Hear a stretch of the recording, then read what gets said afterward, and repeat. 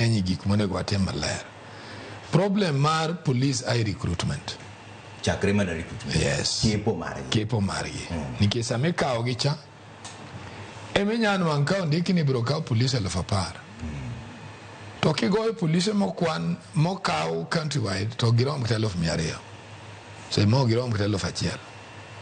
Ngeche no chiko gidwa in these various offices. To various offices gi koro no tonglo mari maingo. Kori bro nwango ne dala chiel nugu police apar. Kori bro penyo to dala ni gini manonde oyere ga police kende. Gini manenya sa uchwenya gibet police. Kose police ni ngata nyalo bedo. Kori nwanka nature mar recruitment mokwongo en bribe. Marariyo en ngamo kao mo qualified. Kao nago itere go I police. Kucho dio tiye. Ujama unde gweka. Kucha ujama unde okwalo doka. Kucho po kucha kolo mede nyaka bonde. Mkore njama undu won.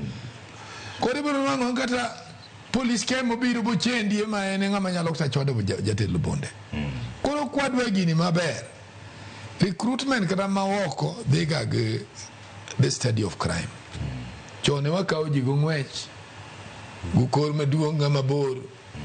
Sani juso somo. Wadogi chien mondo ngato apply. But you bed evaluated. Odio rom ngwech no manako so kawe bodio donji training. Ngwech no kibed ni primary momi ode ikawe police. Iwinja. That one we are going to move somewhere. Number 2, any Kenya bendo bed a country of opportunity.